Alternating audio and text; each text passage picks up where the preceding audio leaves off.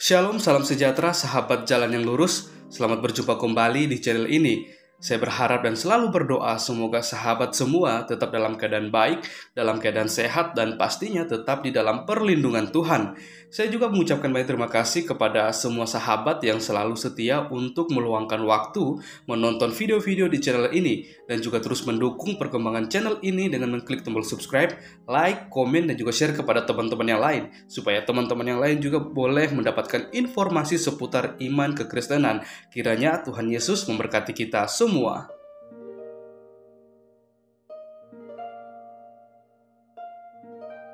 Sahabat yang diberkati dan dikasihi oleh Tuhan kita Yesus Kristus, di kesempatan kali ini kembali lagi kita akan bersama-sama menyaksikan suatu debat antara para apologet Kristen bersama dengan Ustadz Tsuma dan kawan-kawannya.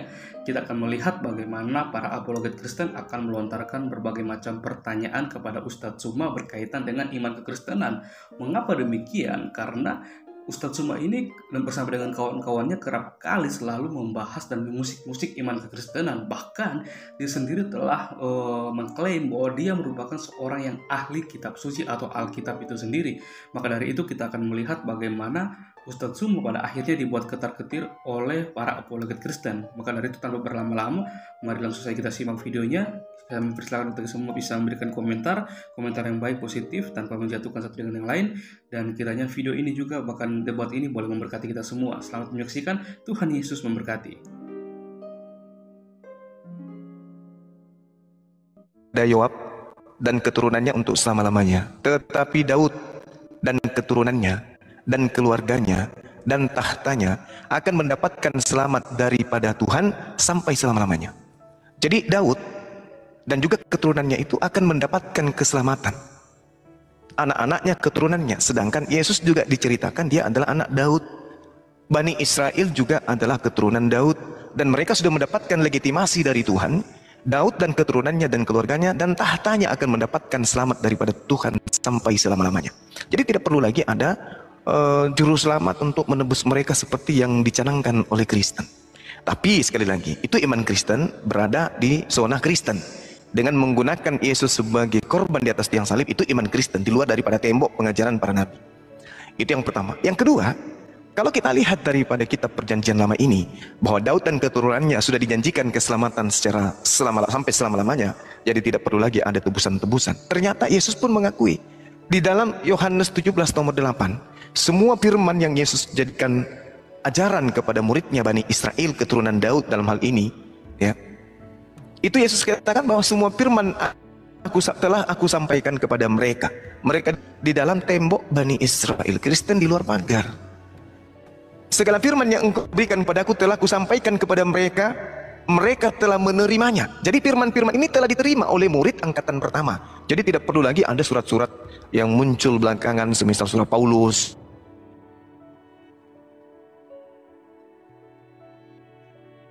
Untuk non-Yahudi, untuk orang-orang yang di luar daripada tembok tadi. Di dalam Galatia 1:16, aku diutus sebagai rasul kepada non-Yahudi. Galatia 2 nomor 8, aku diutus kepada orang-orang yang tidak bersunat. Berarti Yesus dengan ajarannya dalam pagar, dalam tembok tadi, dan Kristen di luar tembok. Karena murid-muridnya telah menerima semua firman, dan setelah mereka menerima firman, mereka tahu benar-benar bahwa Yesus itu datang dari Allah, datang dari Tuhan. Dan murid semuanya percaya bahwa Yesus itu rasul, utusan, apostolos.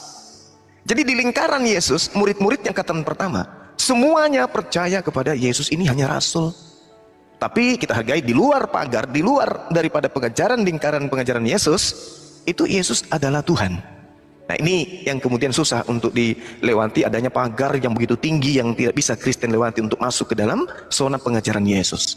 Jadi ada dua pengajaran, pengajaran Yesus dan pengajaran Kristen. Yesus mengatakan semua firman yang aku sampaikan, muridku semua percaya aku rasul.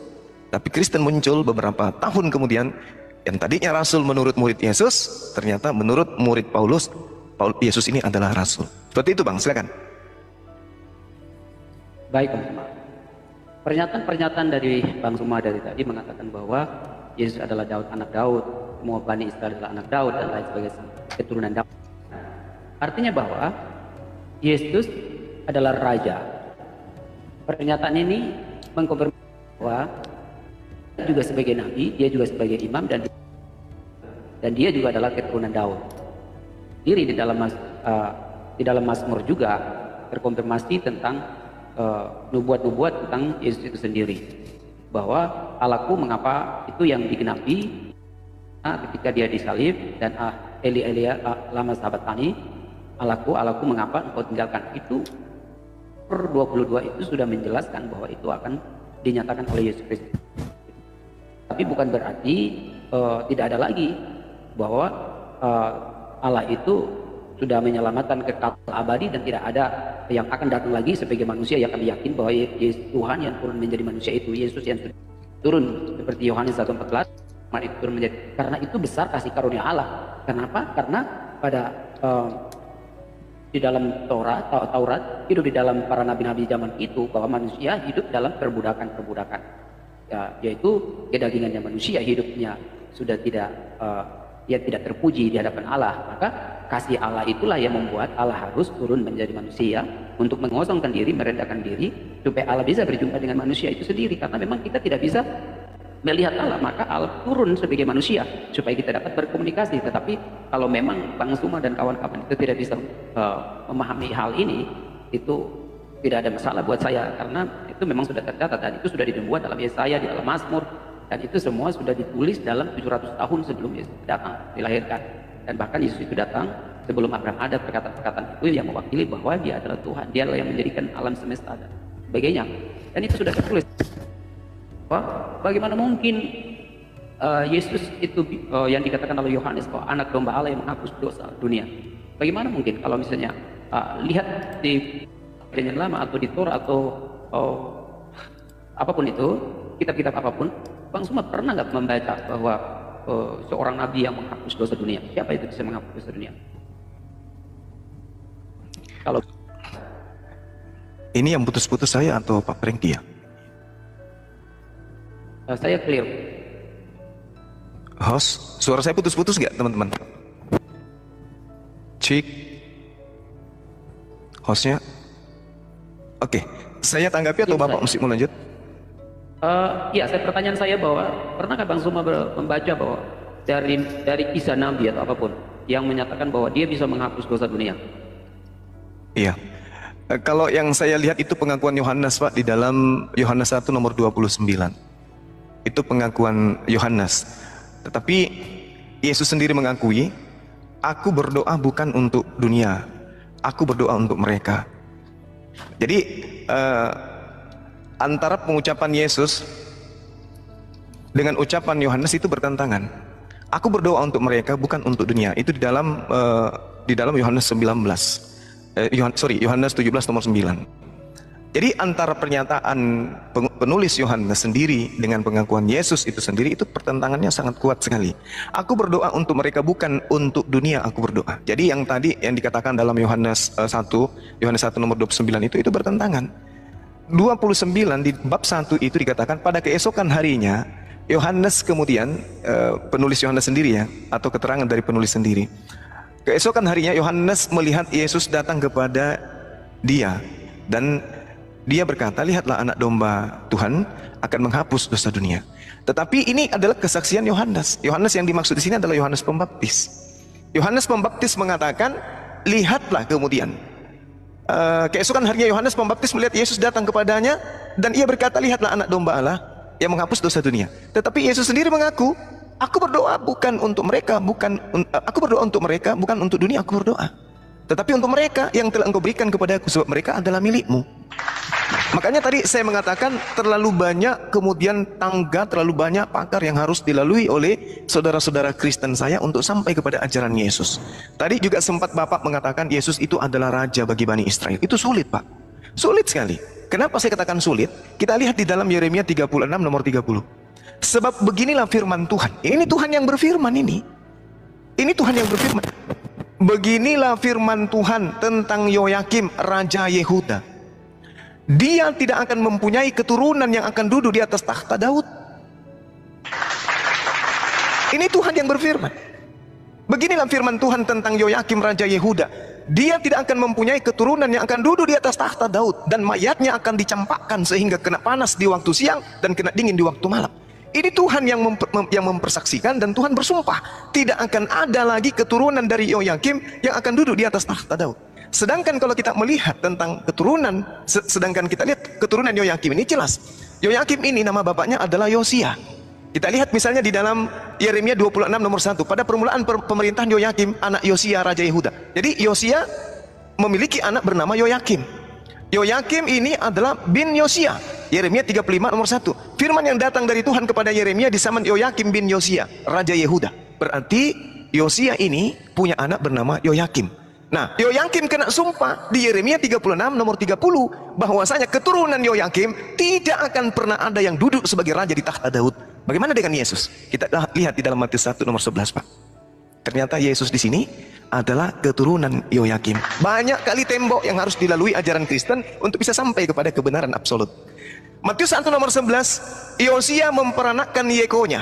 Nah ini, kalau orang pintar, orang belajar, sebenarnya ini ada data yang dihilangkan oleh penulis Matius. Harusnya Yosia memperanakkan Yoyakim, Yoyakim memperanakkan Yekonya. Tidak mungkin kakek memperanakkan cucu, nggak mungkin. Harusnya kalau penulis Matius ini jujur, yang tertulis di sini adalah Yosia memperanakkan Yoyakim, Yoyakim memperanakkan Yekonya dan saudara-saudaranya pada waktu pembuangan di Babel. Kenapa Matius menghilangkan kata Yoyakim? Ada apa? Karena Matius tahu bahwa keturunan Yoyakim tidak akan ada lagi yang duduk di atas tahta Daud. Itu dihilangkan kata Yoyakimnya supaya Yesus bisa didoktrinkan kepada Yunani dan Romawi bahwa Yesus adalah Raja Israel. Jadi sangat berat, Pak, untuk ajaran Kristen itu masuk ke dalam pagar pengajaran Yesus. Sangat-sangat berat. Apapun yang saudara-saudara Kristen saya bicarakan tentang Yesus, ketuhanan Yesus, itu akan dihantam oleh tembok yang begitu tinggi sehingga doktrin Kristen tidak akan pernah masuk ke dalam pengajaran Yesus. Makanya Yesus mengatakan, waspadalah kepada serigala yang nyamar seperti domba. Sekali lagi saya katakan, kalau saudaraku ini mengatakan Yesus itu raja bagi Bani Israel, tidak akan pernah bisa, Pak. Makanya Bani Israel, kalau Anda baca Talmud, na'udzubillah tsumma na'udzubillah, untung datang Islam meluruskan semua itu. Islam datang meluruskan pitnahan-pitnahan Yahudi tentang Yesus. Yeremia 36:30, tidak ada lagi keturunan Yoyakim yang akan duduk di atas tahta Daud. Mayatnya akan dicampakkan sehingga kena panas di waktu siang, dingin malam. Sedangkan Matius nomor 1, Matius bab 1 nomor 11, Yosia memperanakkan Yoyakim, Yoyakim memperanakkan Yekonya dan saudara-saudaranya. Dan ini adalah kakeknya Yesus. Berarti Yesus tak pernah bisa menjadi raja bagi tahta Daud. Dan memang dia nggak pernah duduk sebagai RT aja kagak, apalagi menjadi raja. Nah, inilah yang saya katakan bahwa kalau Kristen ini jujur menggunakan akal untuk belajar, mereka akan sampai kepada kebenaran. Silakan. Jadi sekalipun Bang Zuma menggunakan dari Injil Matius membicarakan tentang silsilah turunnya keturunan Yesus itu, kenapa dia berada di dalam tahta Daud, dan memang jelas bahwa dia berada di dalam tahta Daud dan tidak dipikirin lagi, karena yang bisa meneruskan itu adalah mereka yang berada di dalam tahta Daud. Dan tetapi bahwa yang terkonfirmasi, kenapa saya bilang dia adalah raja, bukan dia menjadi penguasa atau raja di atas dunia ini, karena kerajaannya dia bukan dari sini, tetapi kerajaannya dia adalah dari surga itu. Kalau berbicara tentang kerajaan di sini, tentunya saya pikir bahwa dia sudah menjadi seorang penguasa, dan bahkan para raja, para bangsawan Yahudi itu bisa, dan mereka bisa dan itu memang pernyataan itu benar, dan mereka menghakimi dia dan menghukum dia dan seterusnya. Maka jangan terus terangnya dia bahwa aku bukan datang dari kerajaanku, bukan dari sini, tetapi kerajaanku dari surga itu sendiri. Jadi kalau berbicara tentang nanti kalau misalnya kita sudah kembali ke alam semesta kita, dan kita tahu bahwa siapakah Yesus itu, karena kerajaannya dia bukan dari sini, Pak. Kalau kita mau jelaskan bagaimana penulisan di Alkitab, di sini ada memang penjelasannya kalau misalnya tidak berunut dan lain sebagainya, tapi ini secara general, secara umum dia menuliskan. Tetapi ini semua sudah menjelaskan secara eksplisit tentang siapa itu Yesus, datang dari keluarga apa, kenapa dia harus berada di dalam tahta Daud. Bukan berarti Kristen memaksa, tetapi itu sudah jelas bahwa kerajaannya dia bukan dari sini. Maka kita tidak pernah mendengar dia menjadi raja. Pada waktu dia hidup, orang-orang Yahudi itu menentang dia bahwa dia bukan raja. Maka Yesus itu mengatakan bahwa kerajaanku bukan dari sini. Gitu Bang, kira-kira itu sepenggal pengetahuan saya. Ya, baik. Lagi-lagi saya menghargai saudaraku ya. Ini tembok yang ketiga ketika saudara mengatakan bahwasanya Yesus kerajaannya bukan di sini, tapi kerajaannya di surga. Artinya dengan kata lain, saudara saya kemudian mengiyakan bahwa memang Yesus itu tidak bisa kemudian duduk di atas tahta Daud karena dia berasal dari keturunan keturunan Yoyakim. Nah, sekarang kalau kita melihat bahwasanya dia ini duduk sebagai raja di surga, itu juga tak akan pernah bisa lolos. Kenapa saya mengatakan demikian? Kita lihat dari data yang ada di dalam kitab saudara sendiri, Ibrani 8 nomor 1 misalnya. Inti segala yang kita bicarakan itu adalah kita mempunyai imam besar yang demikian, yang duduk di sebelah kanan tahta yang maha besar di surga. Jadi Yesus hanya duduk di tahta yang maha besar, bukan duduk di atas tahta yang maha besar, tapi dia duduk di samping sebelah kanan tahta yang maha besar. Lalu di dalam Matius 19 nomor 28, ini Yesus sendiri yang berkata, aku berkata kepadamu sesungguhnya pada waktu penciptaan kembali, apabila anak manusia bersemayam di atas tahta kemuliaannya, kamu yang telah mengikut aku akan duduk juga di atas 12 tahta untuk menghakimi ke-12 suku Israel. Jadi Yesus masih menyepadankan dirinya dengan tahta ke-12 suku Bani Israel, bukan tahta yang maha tinggi. Kalau kita lihat di dalam Wahyu 22 nomor 1, lalu ia menunjukkan kepadaku sungai air kehidupan yang jernih, bagaikan kristal yang mengalir keluar dari tahta Allah dan tahta anak domba itu. Nyata, Wahyu 22 nomor 1, di situ ada 2 tahta. Lalu ia menunjukkan kepadaku sungai air kehidupan yang jernih sebagai kristal yang mengalir keluar dari tahta Allah dan tahta anak domba itu. Jadi ada 2 tahta, tahta Allah dan tahta anak domba. Kita loncat lagi ke Wahyu 20 nomor 4. Lalu aku melihat tahta-tahta dan orang-orang yang duduk di atasnya. Kepada mereka diserahkan kuasa untuk menghakimi. Aku juga melihat jiwa-jiwa mereka yang telah dipenggal kepalanya karena kesaksian tentang Yesus dan karena firman Allah, yang tidak menyembah binatang itu dan patutnya, dan yang tidak juga menerima tandanya pada dahi dan tangan mereka. Dan mereka hidup kembali memerintah sebagai raja bersama-sama dengan Kristus untuk masa 1000 tahun. Artinya Yesus memiliki kemudian pendamping 12 murid yang juga adalah sebagai orang yang bisa menghakimi. Nah, loncat lagi kita, Wahyu 4 nomor 4. Dan sekeliling tahta itu ada 24 tahta, dan di antara tahta-tahta itu duduk 24 tua-tua yang memakai pakaian putih dan mahkota emas di kepala mereka. Wahyu 2 nomor 13. Aku tahu di mana engkau diam, yaitu di sana, di tempat tahta iblis, dan engkau berpegang kepada namaku, dan engkau tidak menyangkal imanmu kepadaku, juga tidak pada zaman Antipas, saksiku yang setia kepadaku, yang dibunuh di hadapan kamu, di mana iblis itu diam.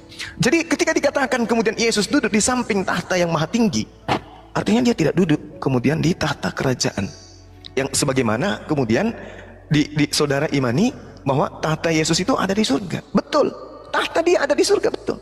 Tetapi tahtanya sebagai anak domba, sebagai anak Tuhan, sebagai nabi Tuhan, sebagai rasul Tuhan, bersama dengan tahta-tahta yang lain. Lagi-lagi gagal dia sebagai Tuhan, Bang. Berat kemudian upaya Kristen untuk memasukkan Yesus, sangat berat. Karena memang saya rasa itu hal-hal yang mustahil kemudian, karena Yesus mengajarkan hal yang tidak kemudian berkesesuaian dengan konsep doktrin dan dogma Kristen. Terakhir, kalau Yesus itu duduk kemudian sebagai yang maha tinggi, raja di atas raja, coba sekali-kali kita lihat surat Paulus di dalam 1 Korintus 15 nomor 28. Tetapi jikalau segala sesuatu telah ditaklukkan di bawah Kristus Yesus, maka ia sendiri sebagai anak akan menaklukkan dirinya di bawah Tuhan, yang telah menaklukkan segala sesuatunya di bawahnya, supaya Allah menjadi semua di dalam semua. Jadi Yesus akan menaklukkan dirinya, Yesus akan ditaklukkan oleh Allah, dan hanya ada tinggal satu kemudian yang bertahta, yaitu Allah saja. Yesus akan takluk, Yesus akan sirna, sebagaimana dalam bahasa Yunaninya adalah hopotasso. Hopotasso itu artinya tunduk, takluk, kemudian dalam tekanan, dalam keharusan, dalam ketaatan, dalam ketekunan, dalam kelemahan di samping Tuhan Bapa. Tetapi kalau segala sesuatu ditaklukkan, maksudnya ditundukkan, dilemahkan, ditaatkan, kemudian Yesus pun akan tunduk kepada Allah, dan hanya tinggal satu saja, yaitu dikatakan supaya Allah menjadi semua di dalam semua. Gugur. Jadi tadi dia Raja Daud gugur, raja di surga juga gugur. Susah, berat itu. Saudara saya, tapi silakan dengan iman saudara, saya masih mengatakan bahwa cakupan ajaran Yesus di dalam lingkaran pagar tentang domba-dombanya, seluruh dombanya hanya mengimani dia rasul. Di dalam Yohanes 17 nomor 8, ini poin, dan ini adalah ucapan Yesus sendiri. Sehingga ketika muncul kemudian orang-orang di luar pagar menganggap dia Tuhan dengan berbagai macam alibi dan asumsi berdasarkan data-data, maka data-data ini hanya sebagai satu hal yang sifatnya sirna dengan sendirinya, karena Bible menghantam Bible itu sendiri, data Bible menghantam data Bible itu sendiri, pengakuan Yesus menghantam pengakuan Kristen itu sendiri. Saya kira begitu, Bang. Silakan. Baik Bang Suma, terima kasih pemaparannya cukup panjang dan saya hanya Ya, bisa menjawab silakan. panjang. Tapi bahwasannya berbicara tentang dari Yeremia sampai dengan Wahyu ya tadi yang Bang Suma jelaskan panjang lebar dan lain, menyatakan bahwa Yesus bukan dia bukan raja di dunia dan raja di sorga. Berbicara tentang konteks itu tentang hadirat Allah. Hadirat Allah itu poin pertama. Yang kedua adalah berbicara tentang janji kepada orang-orang yang percaya, orang-orang yang terpilih oleh Yesus itu sendiri yang akan bersaksi di dalam hadiratnya. Jadi kalau kita berbicara tentang bagaimana dia duduk di sebelah kanan Allah Bapa, bukan berarti ada dua tempat di mana Yesus punya takhta sendiri dan Allah punya takhta sendiri. Itu adalah bagian dari konotasi pemahaman alegori atau pemahaman secara istilahnya apa ya dalam bahasa Indonesia itu ya, konotasi ya. Jadi ungkapan ya. Contohnya yang Yesus yang berada di dalam pangkuan Bapa. Apakah Bang Suma melihat bahwa Yesus berada di dalam pangkuan Bapa? Itu tidak mungkin. Kita tidak pernah melihat Yesus berada di dalam pangkuan Bapa. Tetapi itu berbicara konteks tentang hadiratnya ya. Jadi orang-orang yang berada untuk menghakimi bahwa mereka yang kesucian, mereka yang duduk di dalam takhta Bapa itu sendiri. Jadi mereka di dalam satu hadirat Allah itu sendiri. Bukan berarti mengklasifikasi antara Bapa dan Yesus dan semua yang berada di sekitarnya. Itu bukan menjadi salah satu diferensiasi atau menjadi perbedaan bahwa Yesus dan Allah itu memiliki tempat yang berbeda. Tetapi di sini adalah berbicara merujuk atau konteksnya bahwa dia di dalam hadirat Allah itu sendiri. Jadi bahwa di dalam pengajaran Kristus itu, di dalam Alkitab itu banyak sekali ungkapan-ungkapan yang ditulis ya. Jadi kalau kita melihat di mana Yesus mengakui diri bahwa dia adalah sumber air, dia adalah cahaya dunia, dia adalah terang dunia, bukan berarti dia adalah matahari, tetapi itu adalah bahasa-bahasa ungkapan yang disampaikan oleh Yesus sendiri. Jadi menyangkut tentang duduk di sebelah kanan Allah Bapa dan duduk di dalam pangkuan Allah itu sendiri, itu berbicara menunjukkan tentang hadirat Allah itu, taktanya dia itu sendiri, tetapi tidak memberikan penambaran atau memberikan mengklasifikasi bahwa ada dua tempat yang dimana Allah berdiri sendiri dan Yesus berdiri sendiri. Tetapi itu berbicara menuju kepada hadirat Allah, bahwa orang-orang suci yang terpilih oleh Allah, terpilih oleh Yesus itu bersama-sama dengan dia di dalam kerajaannya, karena He is the King of the King, dia adalah raja di atas segala raja dan kerajaannya bukan dari sini tetapi kerajaannya dia dari sana. Maka tentunya di dalam kerajaannya dia pasti tentunya ada orang-orang yang terpilih oleh dia, termasuk Musa, Elia dan lain sebagainya. Mereka yang akan duduk bersama dia dan untuk menghakimi. Nah itu tentang bagaimana janji Tuhan, janji Yesus itu sendiri, dan berbicara tentang tempat adalah hadirat, bukan berarti di situ ada dua Bang Suma. Jadi itu kalau misalnya Bang Suma masih memberi definisi penafsiran yang berbeda, itu tidak ada masalah karena itu bukan urusan saya, tetapi saya memberikan pemikiran-pemikiran saya tentang bagaimana ayat itu membicarakan tentang kerajaan Yesus itu bukan dari sini, kerajaan dia adalah raja itu bukan gagal, dia tidak gagal karena dia berada di muka bumi, dia berbicara berhati-hati. Karena semua pengajaran-pengajaran dia itu mengungkap, tapi bangsa Yahudi itu tidak mengerti. Makanya di dalam ketika dia mau disalib, dia mengatakan bahwa aku akan meruntuhkan apa namanya ya, dalam lupa, tapi baik Allah ini, tetapi aku akan membangun dalam 3 hari.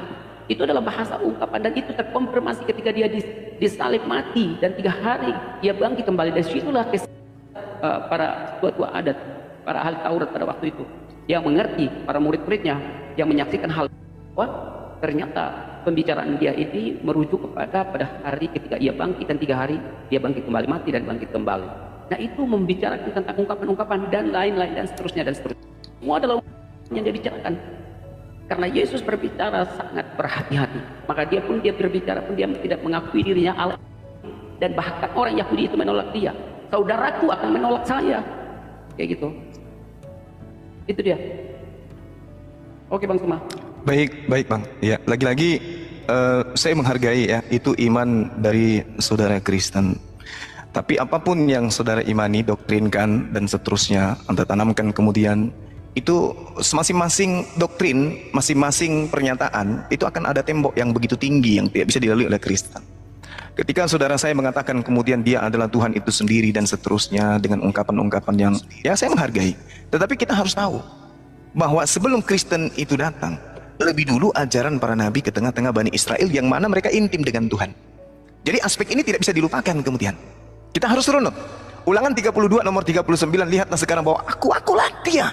Tidak ada Tuhan selain aku. Akulah yang mematikan dan yang menghidupkan. Aku telah meremukkan tetapi akulah yang menyembuhkan, dan seorang pun tidak ada yang dapat melepaskan dari tanganku.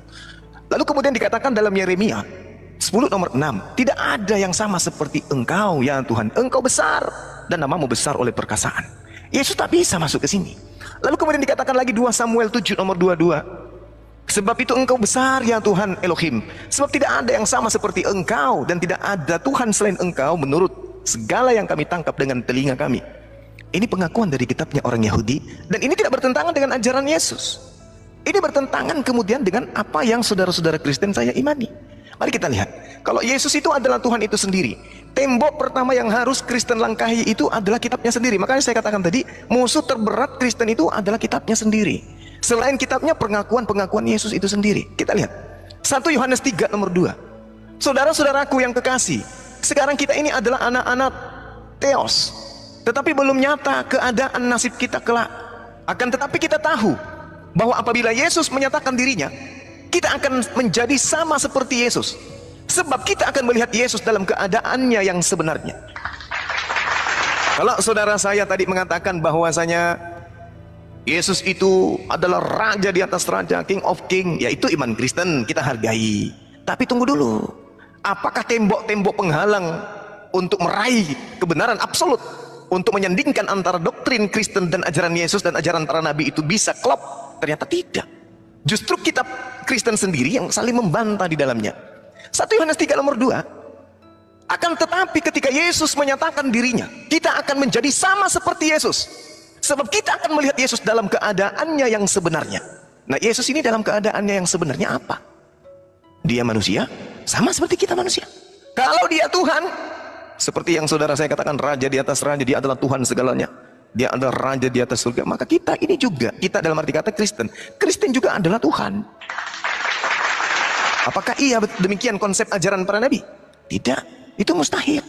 Oleh karena itulah kemudian ketika orang-orang mengatakan dirinya sama seperti Yesus, Yesus ini apa? Karena Yesus akan datang memperlihatkan dirinya dalam keadaannya yang sebenarnya. Kalau keadaan yang sebenarnya Yesus ini manusia, berarti gugur agama Kristen. Kalau keadaan yang sebenarnya ini juga adalah Yesus itu Tuhan, sama-sama gugur juga Kristen. Kenapa? Karena semua Kristen adalah Tuhan. Karena Tuhan dan Kristen adalah sama dalam keadaannya yang sebenarnya. Nah, ini yang mana yang benar? Yesus manusia sama seperti Kristen, atau Yesus Tuhan sama dengan Kristen? Berat itu. Itu berat. Makanya saya katakan yang menghalangi sebenarnya ajaran Yesus, ajaran Kristen ke Yesus itu adalah kitab itu sendiri. Maka Al-Quran kemudian datang meluruskan. Wa iz qalallahu ya Isa bin Maryam a anta qulta linnas takhizuni wa ummi ilaahin min dunillah qala subhanaka ma yakunu li an aqula ma laysa li bihaqq. Wahai Isa, wahai ciptaanku yang datang kepada Bani Israel yang kuciptakan tanpa ayah, apakah engkau pernah mengajarkan kepada orang Kristen, orang Nasrani, orang yang ada sebelummu untuk menyembahmu selain daripada aku? Kata Nabi Isa, qala subhanaka ma yakunu li an aqula ma laysa li bihaqq. Ini yang Al-Quran datang 600-700 tahun kemudian datang luruskan. Dan ternyata memang ketika kita belajar Bible, ajaran yang paling berat dihalau oleh Kristen adalah ajaran Yesus itu sendiri. Kenapa? Kristen mati langka dengan ucapan-ucapan Yesus. Tapi kalau doktrin dan dogma, ya kita hargai. Itu adalah kepercayaan. Kita nggak bisa masuk ke zona sana. Tapi kalau kita ingin jujur, kedatangan Al-Quran meluruskan kemudian ajaran Yesus yang dibengkokkan oleh orang Kristen. Susah untuk masuk, Bang. Raja menjadi raja di atas segala raja. Bagaimana ceritanya? Sementara Kristen sama seperti Yesus. Berarti Kristen juga adalah raja. Tadi dari segi pengajaran, firman segala macam, Yesus telah memblokade bahwa semua murid yang percaya dia adalah rasul. Itu berat. Kemudian saudara berpindah, dia adalah Raja Daud, keturunan Daud. Dihantam kemudian oleh Yeremia 36 nomor 30. Tak ada keturunan Yoyakim akan dulu di atas tahta Daud. Anda pindah lagi ke surga. Di surga juga dilucuti sendiri. 1 Korintus 15 nomor 8. Yesus akan ditaklukkan. Dia tidak bisa menjadi raja. Dia tidak bisa menjadi raja. Lalu kemudian dihantam lagi kemudian oleh 1 Yohanes 3 nomor 2. Dalam keadaan yang sebenarnya, Yesus hanyalah manusia.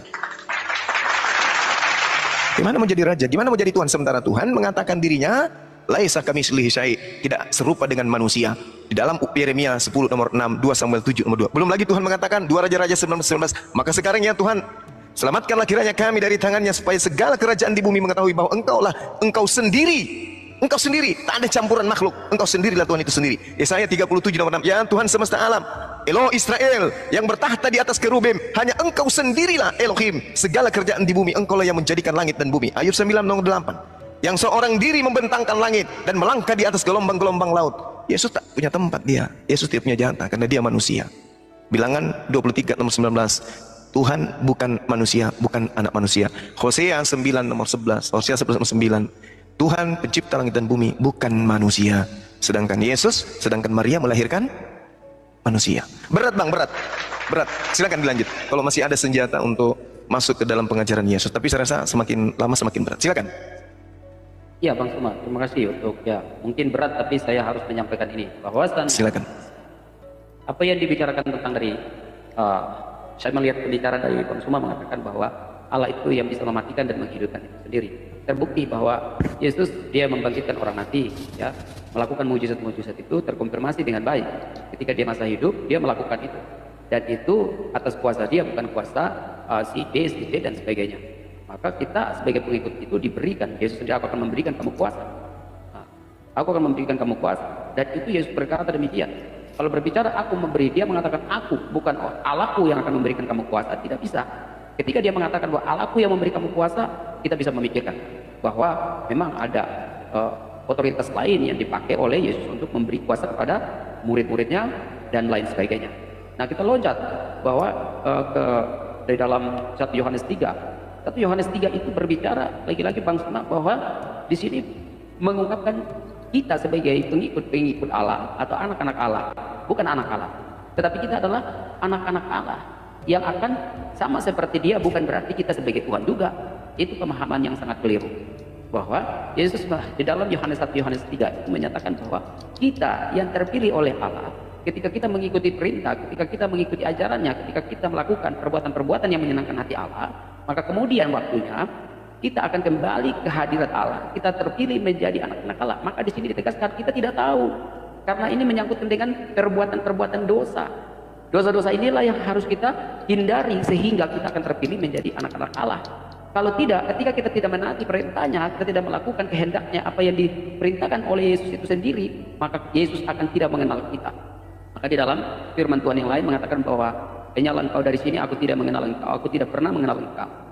Oleh karena itu, apa yang terikat di dunia itu pun akan terikat di sorga. Maka kita harus melepaskan diri dari dunia dan akan terlepas di surga. Maka kita diangkat menjadi bagian dari kerajaan itu sendiri. Ini berbicara tentang bagaimana kesucian kita sendiri. Jadi ketika kita menjadi orang yang hidup yang saleh, hidup yang suci, hidup yang mengikuti kehendak Allah, perintahnya dia, maka kita akan terpilih berada di dalam hadiratnya dia. Tetapi bukan kita sekali lagi ini tidak menegaskan diri kita sebagai sama dengan Allah itu sendiri, tetapi kita terpilih menjadi anak-anak Allah ketika kita bisa mau melakukan kehendaknya itu. Jadi kalau Abang Suma mengkonfirmasikan ini tentang kita pun tidak tahu nanti kalau kita melihat Yesus itu sebagai apa di sana. Tetapi ini lagi-lagi kita berbicara tentang anak-anak Allah, anak-anak yang terpilih, tentang bagaimana kita bisa menjadi orang yang menaati perintah-perintahnya, sehingga kelak nanti ketika kita akan pergi ke pencipta Yesus itu sendiri, kita akan melihat kemuliaannya, kita akan berada di dalam hadiratnya, dan disitulah kita tahu siapakah Yesus itu sendiri. Dan kita akan menjadi sama seperti dia, karena sama seperti dia itu bukan berarti kita menjadi Allah. Ini perlu kita memahami, ya. Jangan sampai kita lari dari pemahaman dari ayat tersebut. Jadi ini berbicara tentang anak-anak Allah, anak-anak yang terpilih.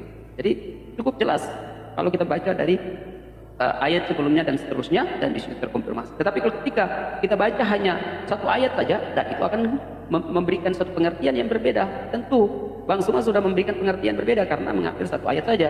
Tetapi ketika baca secara keseluruhan, dan kita bisa menafsirkan secara hikmat, disitulah kita akan mengerti, ternyata pernyataan ini mengajarkan kepada kita supaya hidup di dalam perintah Allah itu sendiri, hidup kesucian, hidup kekudusan, hidup menaati apa yang diperintahkan oleh Allah itu sendiri. Tapi bukan berarti kita akan menyamakan diri. Memang kita di dunia kita tidak tahu siapa itu Yesus di dalam kerajaannya, karena kita tidak tahu, kita sebagai manusia biasa.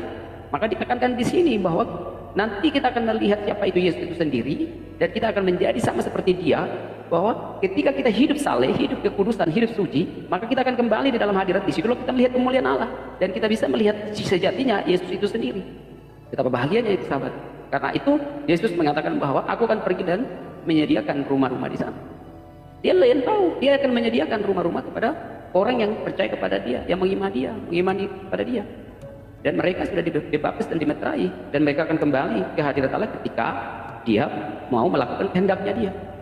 Dan tidak semua orang Kristen akan masuk surga, karena tidak mungkin. Karena perbuatan-perbuatan itu akan diperhitungkan. Tidak mungkin. Dosa-dosa yang diperbuat oleh kita sendiri kita akan tebus, kita akan menerima hukuman itu, punishment.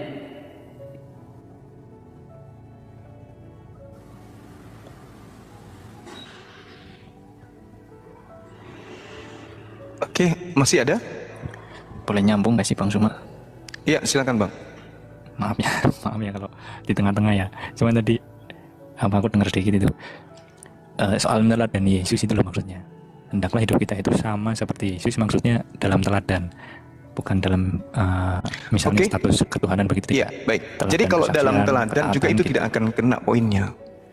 Kenapa? Karena Yesus mengatakan di dalam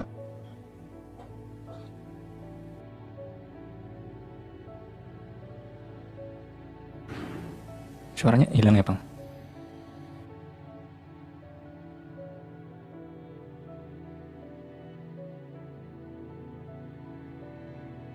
Maaf, Bang Suma, suaranya hilang, Bang Suma.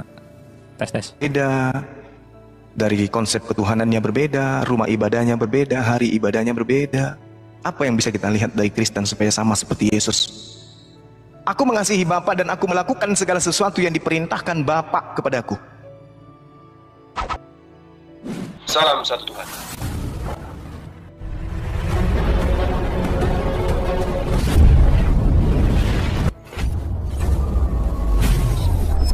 Ya, pengantar ini singkat para sahabat, dukung semua ya sahabat-sahabat kita channel Pensa News Muslim, di like, di subscribe, di share sebanyak mungkin untuk supaya mencegah sahabat-sahabat kita di luar sana tidak terpengaruh terhadap pemurtadan. Semoga Allah memberikan selalu sikap istiqamah. Salam satu Tuhan, Allahu Akbar. Anak-anaknya, Galatia 4 nomor 19, hai anak-anakku, karena kamu aku menderita sakit bersalin lagi sampai rupa Kristus menjadi nyata di dalam kamu. Jadi Paulus itu senantiasa memanggil anakku, anakku, anakku, anakku. Makanya Paulus mengaku Bapa. Tertambah lagi, karena untuk menjadi anak Elohim harus tunduk kepada ketaatan-ketaatan yang diajarkan kemudian oleh Nabi Musa alaihissalam yang ada di dalam kitab Tanak, Taurat, Nevi'im, Ketubim. Sementara Kristen bukan di situ polanya. Kristen itu berdiri di Lukas, Markus, Matius, Yohanes, Roma, Galatia, Filipus, Korintus, Filemon, Ibrani. Itu Kristen ada di situ. Sementara anak yang ada di dalam pengajaran para nabi yang ada dalam kitab Tanak, itu adalah orang yang tekun menjadi hamba yang berserah diri melakukan segala ketaatan kepada perintah-perintah Elohim. Makanya Yesus mengatakan, iblislah yang menjadi bapakmu, karena kamu ingin melakukan keinginan-keinginan bapakmu. Kalau tadi saudara saya mengatakan, oh, itu adalah ketaatan meneladani Yesus. 1 Yohanes 2 nomor 6. Barang siapa yang mengaku di dalam dirinya ada Yesus, maka dia wajib hidup sama seperti Yesus hidup. Nah coba, jujur aja. Yesus ketika hidup seperti apa? Apa ibadah Yesus? Bagaimana cara beliau beragama? Bagaimana ketaatan beliau terhadap firman Tuhan? Sedangkan di Galatia 4 nomor 4 dikatakan Yesus tunduk dan takluk kepada hukum Taurat. Bukan Taurat yang tunduk kepada Yesus, bukan Taurat yang takluk kepada Yesus, tetapi Yesus yang takluk kepada hukum Taurat. Artinya ketika dikatakan Yesus takluk kepada hukum Taurat, Yesus ini tunduk berserah diri kepada apapun yang menjadi pencanangan Tuhan sebagai perintah, ketetapan, ketentuan yang ada di dalam Taurat.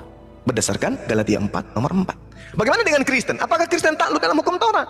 Tidak. Justru untuk menjadi Kristen, katakan bahwa Taurat itu adalah kutukan. Untuk menjadi Kristen, katakan Yesus mati untuk membatalkan Taurat. Untuk menjadi Kristen, katakan bahwa dengan matinya Yesus, dia telah membatalkan segala perintah yang ada di dalam hukum Taurat. Jadi bagaimana mungkin bisa menjadi anak-anak Elohim? Sedangkan untuk menjadi anak Elohim, Ulangan 11 nomor 1, Yosua 22 nomor 5, orang-orang Yahudi harus tunduk berserah diri kemudian kepada perintah-perintah Tuhan, baru bisa menjadi anak Elohim. Nah sedangkan Kristen ini di luar garis, ya, doktrin demi doktrin itu terbantahkan dengan adanya pernyataan-pernyataan yang saya ulang tadi di pertama kali. Semua murid Yesus setelah menerima pengajaran Yesus percaya bahwa Yesus adalah utusan Tuhan, percaya bahwa Yesus hanya utusan, dia hanya rasul. Dan kalau saudara kemudian mengatakan oh tidak, mari kita lihat Jangan ke Bang Suma, karena saya hanya apologet biasa. Kita lihat kesaksian Yesus aja. Ini Yesus yang mempersaksikan dirinya nih. Kalau tadi ada kemudian kita akan sama seperti Yesus dalam artinya ketaatannya, teladannya dan seterusnya. Itu di mulut. Coba Anda periksa diri Anda. Andai saja Yesus hidup hari ini, apa yang Yesus lakukan pada hari Minggu? Andai Yesus hidup hari ini, apa yang Yesus lakukan pada hari Sabtu? Andai Yesus pada hari ini masih ada, siapa yang disembah Yesus? Buku apa yang dipegang ketika hari Sabat oleh Yesus?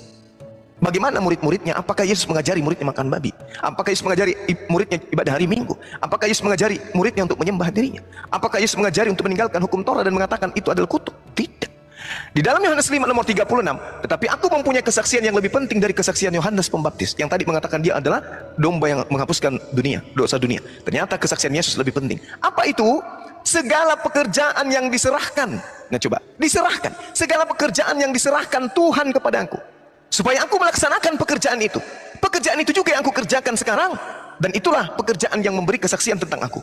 Pekerjaan yang dimaksud di sini, membangkitkan orang mati, membuat orang lumpuh berjalan, orang buta melihat, air menjadi anggur, kemudian badai menjadi damai dan seterusnya. Pekerjaan-pekerjaan ini kemudian bersaksi bahwa Yesus adalah utusan Tuhan. Ini kesaksian Yesus. Muncul Kristen di luar tembok. Wah, bahaya ini. Tuhan ini, kenapa? Dia bisa membangkitkan orang mati loh. Terus apa lagi? Dia membuat badai tiba-tiba damai, tiba-tiba tenang. Apalagi? Oh, dia juga membuat orang buta melihat, orang lumpuh. Oh, Tuhan benar ini. Pasti ini Tuhan. Itu di luar tembok. Tapi Yesus mengatakan dengan kesaksiannya, segala pekerjaan yang aku lakukan, pekerjaan itu yang bersaksi tentang aku, bahwa Bapa yang mengutus aku. Mengutus dalam bahasa Yunani adalah apostol, sedangkan dalam bahasa Arab rasul. Yang mengutusnya adalah Allah, berarti dia adalah Rasulullah. Menurut kesaksian Yesus, siapakah engkau Yesus? Menurut engkau, aku adalah utusan. Siapakah Yesus menurut Kristen? Dia adalah Tuhan. Yang mana yang harus kami percaya? Al-Quran kemudian datang, wa isqalallahu ya Isa bin Maryam anta qulta linnas tahizuni wa ummi ilahi min dunillah. Apakah yang mengajarkan Kristen menyembah dirimu bahwa engkau adalah Tuhan selain daripada aku? La. Qala subhanaka ma yakunu an aqula la ilaha min haqq. Lalu kemudian Yesus mengatakan, Isa alaihissalam mengatakan, ma qultu lahum illa ma amartani bi ani a'budullah rabbi wa rabbakum. Wahai Maria, kalau di Al-Quran, aku hanya mengajarkan kepada mereka, sembahlah Allah Tuhanku dan Tuhanmu. Nah, di dalam Bible, wahai Maria, jangan kau menyentuh aku, tapi pergilah kepada saudara-saudaraku, katakan kepada mereka, aku akan pergi kepada Tuhanku dan Tuhanmu. Jadi ajaran Yesus ini yang dibengkokkan oleh Kristen, Al-Quran datang meluruskan, ani abudullah rabbi wa rabbakum, sembahlah Allah Tuhanku dan Tuhanmu. Hanya itu yang aku ajarkan kepada mereka, ya Allah, aku tidak pernah mengajarkan yang lain. Makanya Yesus datang untuk kedua kalinya menghakimi, disebabkan karena adanya yang terdakwa. Kesimpulan saya, kalau kemudian di kesaksian Yesus Anda tidak percaya, maka coba seruan kemudian kitab saudara kepada Bani Israel di dalam kisah para Rasul 2 nomor 22. Hai orang-orang Israel, lagi-lagi Anda di luar tembok, Anda nggak dipanggil. Tinggi temboknya, nggak bisa lalui kemudian. Hai orang-orang Israel, Kristen nggak bisa, karena Kristen di luar tembok nggak dipanggil ya. Dengarkan perkataan ini, yang aku maksudkan adalah Yesus manusia dari kota Nazaret, seorang manusia yang telah ditentukan oleh Allah, yang dinyatakan kepadamu dengan kekuatan-kekuatan dan mujizat-mujizat dan tanda-tanda yang dilakukan oleh Allah melalui perantaraan Yesus di tengah-tengah kamu seperti yang kamu tahu. Selesai. Jadi Yesus ini hanya alat untuk melakukan mujizat, untuk melakukan tanda-tanda kekuatan di tengah-tengah Bani Israel yang dilakukan oleh Allah melalui perantaraan Yesus. Makanya Yesus mengatakan di dalam Yohanes 5 nomor 30, aku tidak dapat berbuat apa-apa dari diriku sendiri. Tapi faktanya kau bisa menghidupkan orang mati. Itu Tuhanku melalui aku. Kamu bisa membangkitkan orang mati loh. Memang. Kau bisa membuat orang buta melihat. Memang. Kau bisa membuat orang lumpuh berjalan. Memang. Tapi itu semua yang melakukan adalah Bapa yang mengutus aku. Aku hanya perantara. Tapi jangankan Yesus yang hebat begitu bang, Paulus aja ketika datang ke Antioquia, begitu Paulus bisa bermujizat, yes, Paulus kemudian dilantik menjadi Tuhan, menjadi dewa. Paulus ini dianggap sebagai dewa Hermes. Tapi Paulus mengatakan, yang Tuhan itu bukan aku, yang Tuhan itu anak Maria, Yesus. Masa?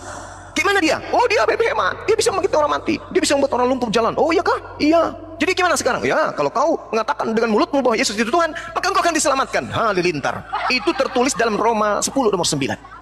Nah, ini Paulus yang ajarkan di luar tembok, bukan di dalam tembok.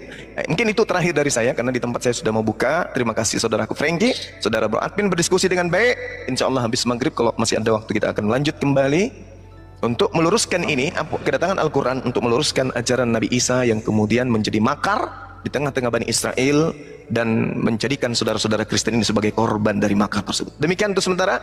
Saya masih ada waktu 5 menit, kamu ditanggapi, silakan. Iya. Pak Franky, boleh izin ya? Jangan sedih bro admin. Enggak, aku nggak sedih, cuman Bang Suma nih dari tadi bilang di luar pagar gitu loh. Ini kan gak enak juga ya. Ya, apa gitu. Tapi gini Bang Suma ya mohon maaf ya. Kalau bicara di luar pagar sih, ya bolehlah misalkan dianggap seperti itu, enggak masalah lah. Cuman Bang Suma juga, aku mau katakan berlebihan atau melampaui batas. Karena narasi di awal membawa Alkitab, saya senang itu. Sudah membawa Alkitab, kemudian mentafsir Alkitab, tapi di ujung-ujungnya disambung dengan Al-Quran ini kayaknya yang berlebihan. Kan katanya nggak boleh mencampur ya, yang hak dengan yang batil menurut pandangan Islam juga. Jadi kalau dicampur seperti itu jadi rancu. Mungkin nanti Alkitab ya Alkitab saja begitu. Karena kan orang Kristen memang kitabnya sendiri berbeda. Bukan pula yang diluruskan sama Al-Quran kan. Menurut orang Kristen loh. Kalau menurut orang Islam kan ya silakan saja. Mungkin yang diluruskan Injil yang asli atau Taurat yang asli begitu. Dari sudut pandang tokohnya, tokoh utamanya kan juga beda. Jadi kalau bicara di luar tembok, ya kita memang di luar tembok. Makanya kalau dari sisi Al-Quran mungkin ya bukan meluruskan Kristen kita loh. Kita kitabnya beda, kitabnya sendiri. Bahkan dikatakan Allahnya punya anak, ya kan?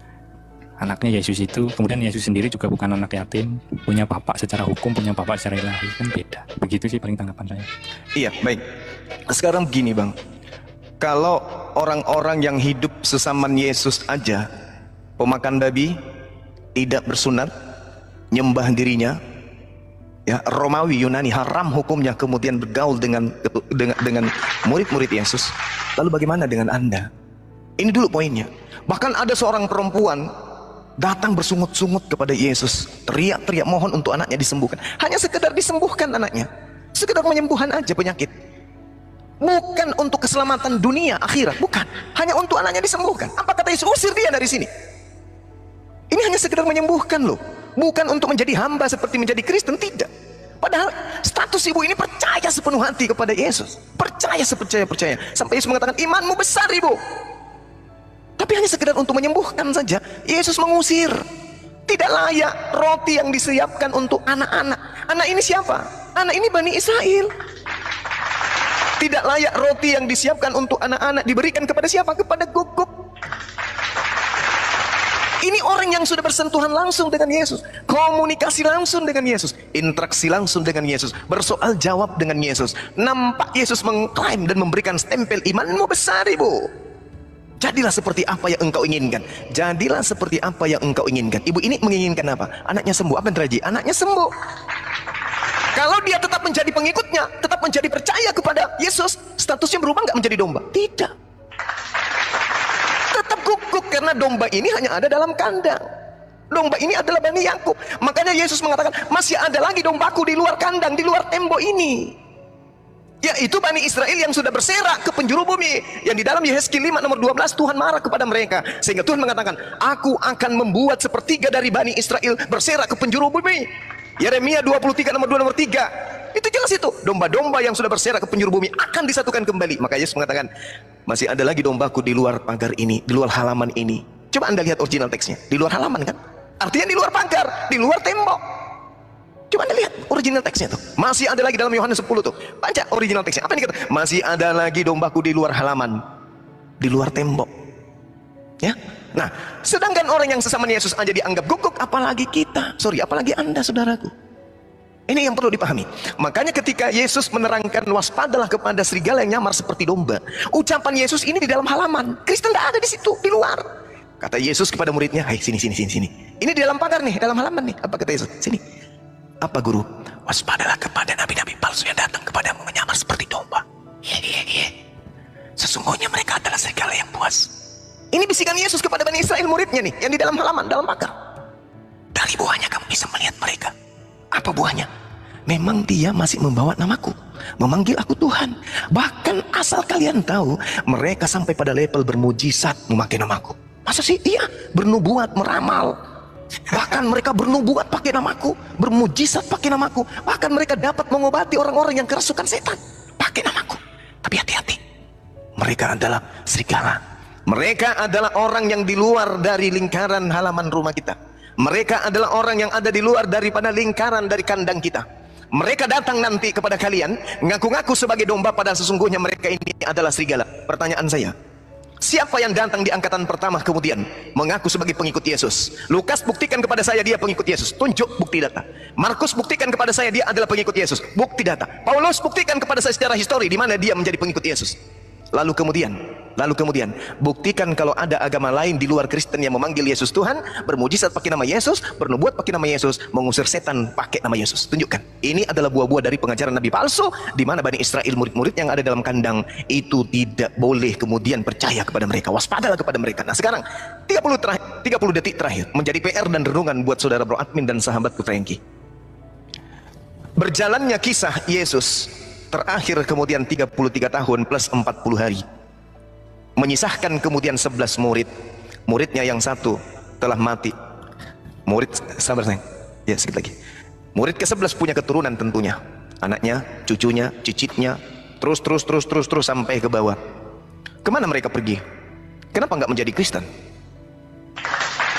11 orang di abad pertama beranak cucu, sekarang cucunya itu sudah miliaran. Mana mereka semua?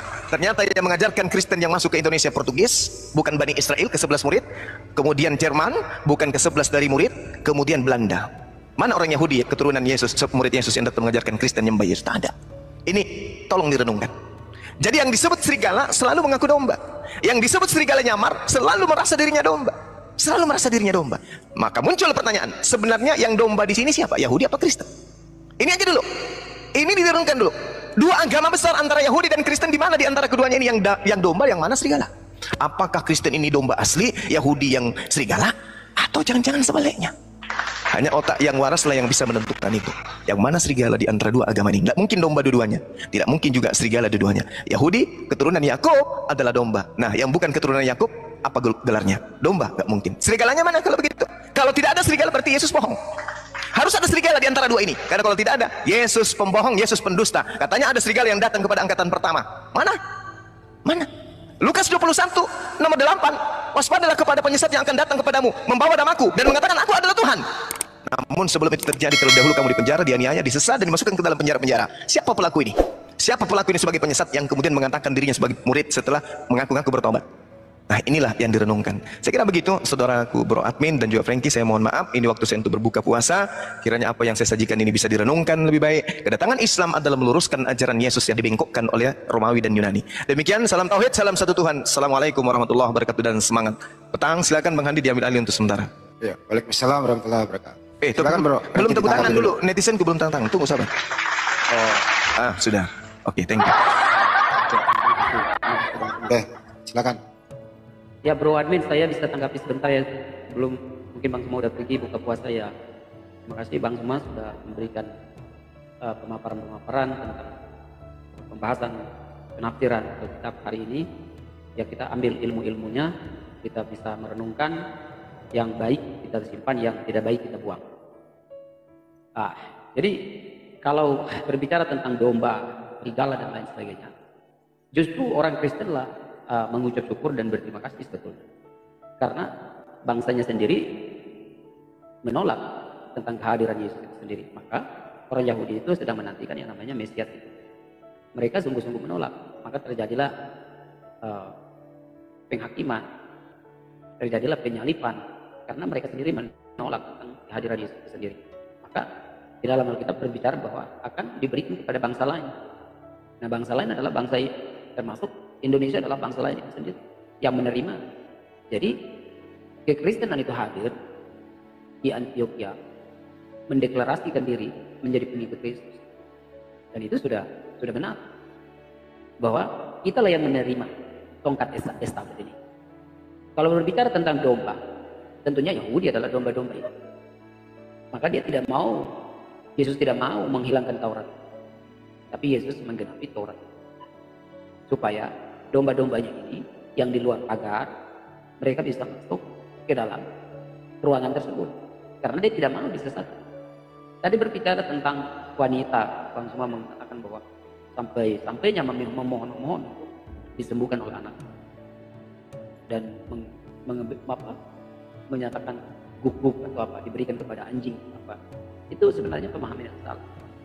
Bahwa pernyataan Yesus juga dia sebagai manusia tentunya emosional dan lain, tapi bukan emosi, tapi itu adalah penegasan untuk memberikan ketegasan terhadap wanita itu bahwa kamu harus beriman, yakin dan percaya.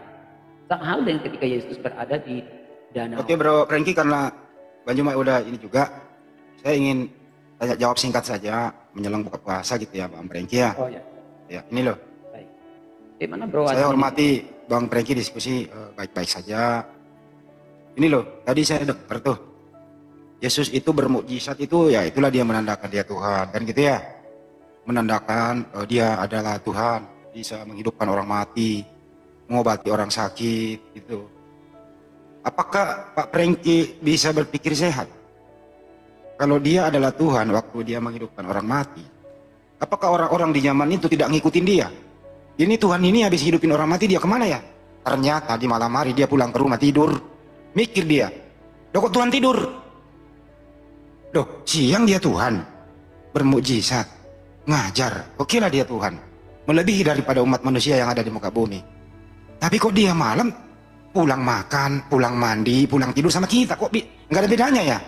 Nah kira-kira apakah benar tuh iman Anda itu dirasuki oleh filsafat pagan Romawi bahwa ya is oke aja, bahwa dia 100% manusia, 100% Tuhan, siang jadi Tuhan, malam istirahat jadi manusia.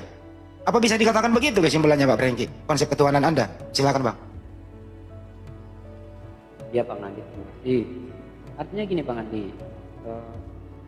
konsep ketuhanan itu bukan berarti siang jadi Tuhan, malam jadi manusia. Kalau kita baca secara keseluruhan dari perjanjian baru itu, bahwa firman itu turun menjadi manusia, dia mengosongkan diri menjadi hamba. Itu justru itulah dia harus melakukan aktivitas sama seperti manusia. Tetapi kalau kita berbicara tentang bagaimana proses hadirnya dia di sini, itu berbeda dengan manusia-manusia yang lain. Maka dari itu, conclusion dari seluruh Alkitab yang ditulis dari Kejadian sampai Wahyu, orang Kristen menyatakan dia adalah Tuhan itu sendiri. Tapi kalau memang aktivitasnya tidak terlepas secara manusiawi, dia juga bisa marah, dia juga bisa apa istilahnya lembut dan lain sebagainya, penegasan-penegasan itu. Dia bisa makan, dia bisa minum, dan aktivitas-aktivitas antara manusia. Jadi saya pikir itu wajar karena Allah punya kuasa. Oke. Oh, jadi wajar ya. Jadi wajar kalau wajar dia artinya wajar kalau dia istirahat karena dia manusia, kan gitu ya. Wajar juga kalau dia bermujizat karena dia Tuhan. Jadi gimana tuh? Karena dia sudah Tuhan. Ya kan begitu Bang. Gini loh, wajar dia bermujizat menghidupkan orang mati karena dia Tuhan. Wajar. Pantas gitu ya. Pantas banget itu.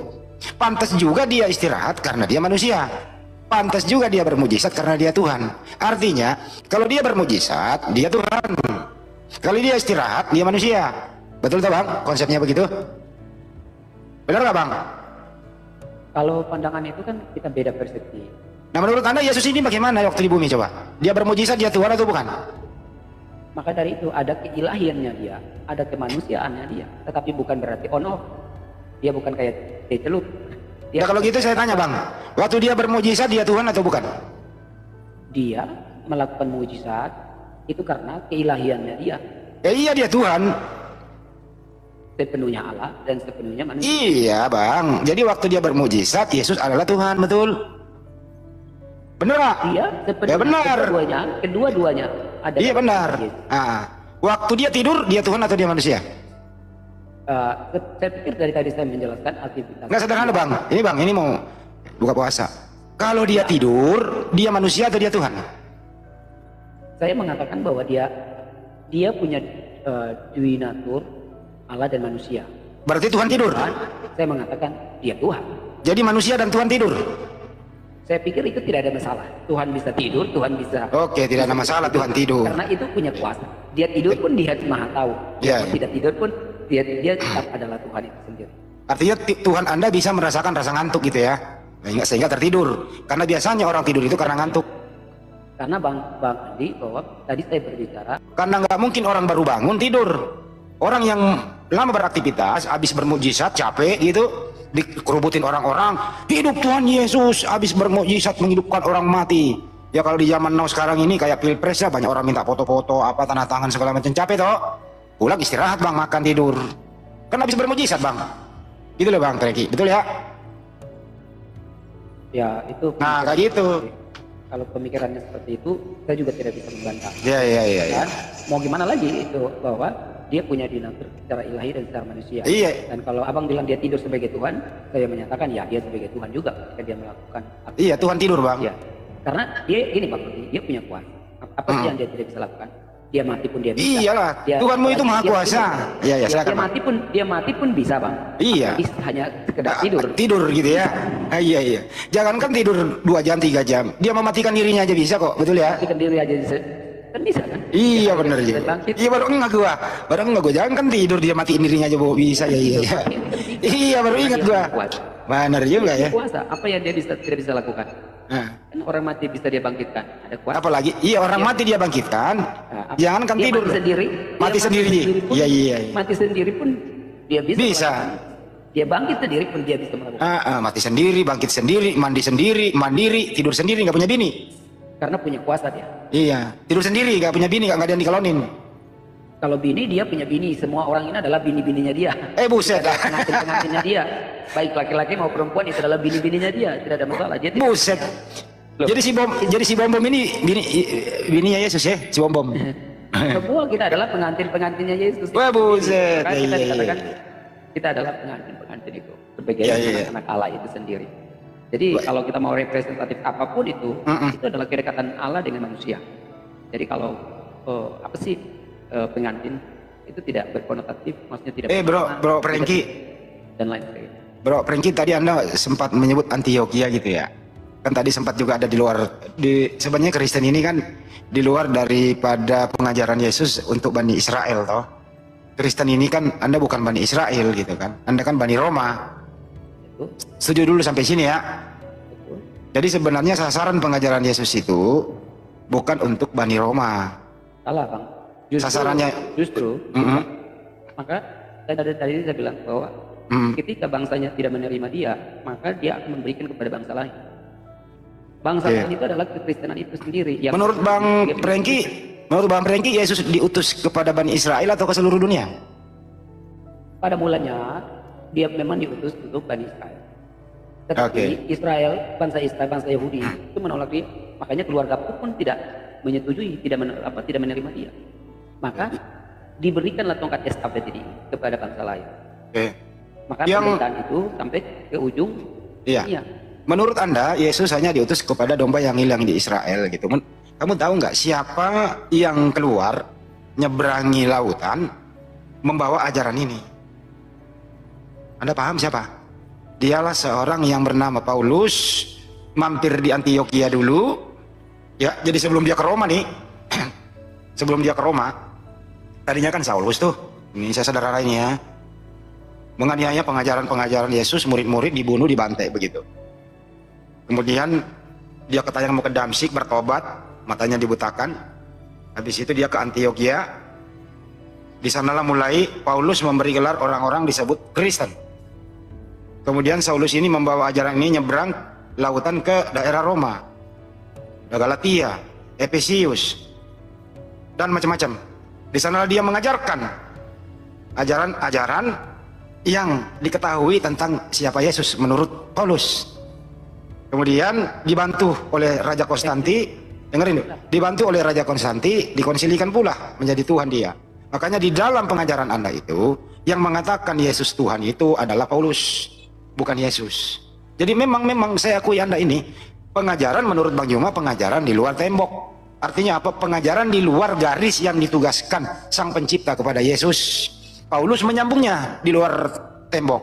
Di sinilah terjadi, di Antioquia berkembang ke barat, barat dikonsilikan di Roma, Vatikan dan seterusnya, masuk ke Nusantara, dibawa oleh penjajah namanya Belanda. Berkembanglah di sini, Andalah sebagai contoh penganutnya itu. Kemudian LAI mengambil alih ini semua untuk Anda. Kira-kira begitu, bro. Enak lo kalau tahu runutannya dari mana Kristen ini sampai ke kepala Anda kan gitu. Harus tahu itu, Bang. Lanjut. Jadi lagi-lagi memang Islam itu membenci Paulus. Karena ajaran-ajaran Paulus itulah yang membuat kita itu percaya Yesus itu adalah Tuhan. Kami sangat bersyukur kepada Rasul Paulus. Mungkin Bang Andi bersama kawan-kawan mengatakan bahwa ajaran Yesus hanya diberikan kepada bangsa Yahudi sendiri. Nah, tetapi bangsa lain yang akan diberikan itu, dari penolakan-penolakan itulah Allah memilih bangsa lain, yaitu Roma. Paulus sekalipun dia lahir di Tarsus, benar ya, tetapi dia juga disebut sebagai rabi, dia adalah bagian dari Yahudi itu sendiri. Jadi kalau tidak salah, dia menjadi pengikut Kristus karena dia berjumpa secara supranatural dengan melihat penglihatan dia berjumpa dengan Yesus sendiri. Dan itu sudah dikatakan oleh Paulus dengan Ananias. Dan saya pikir bahwa ketika penolakan bangsa Yahudi, maka domba-domba yang hilang ini memang perlu diselamatkan, gitu. Bukan berarti kita di luar dari pagar tembok yang ada. Pemberitaan kabar Injil atau kabar gembira ini itu diserukan untuk ke seluruh dunia. Jadi kalau misalnya kami bukan dari baninya Yesus itu sendiri, karena kami sudah disampaikan bahwa kami dari ini. Ya Bang, mari kita runut satu. Sahabat yang terkasih di dalam nama Tuhan Yesus, kita bersama-sama telah menyaksikan sebuah debat yang sangat menarik dan juga seru, di mana kita bisa melihat para apologet Kristen, mereka sangat dipakai Tuhan secara luar biasa untuk menjadi berkat dan juga terang garam bagi para Ustadz Tsuma dan juga kawan-kawannya yang selalu saja mengusik-musik iman kekristenan dengan menggunakan ayat-ayat Alkitab yang mereka tafsirkan sendiri dengan pemikiran mereka sendiri, dan kemudian mereka jadikan hal itu untuk menyerang iman kekristenan. Dan yang menarik, ketika saya menyaksikan keberlangsungan debat tersebut, saya melihat bahwa Ustadz Tsuma dan kawan-kawannya ternyata mereka tidak memiliki pemahaman yang benar dan baik tentang siapa Yesus Kristus itu sendiri.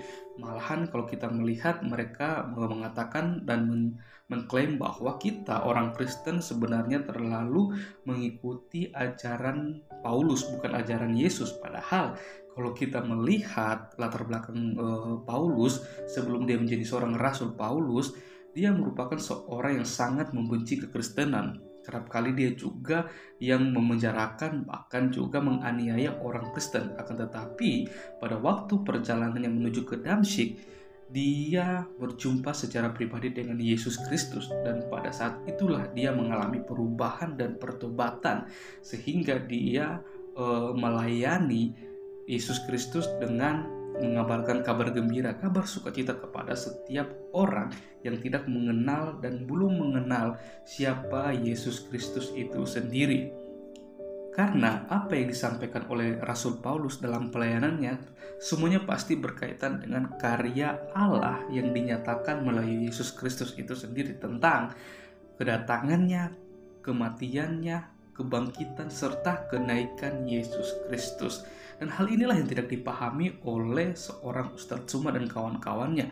Dan bahkan kalau kita melihat Ustadz Tsuma bertanya kepada seorang apologet Kristen, di mana ayat Alkitab yang mengatakan bahwa Yesus pernah mengatakan bahwa dirinya adalah Tuhan.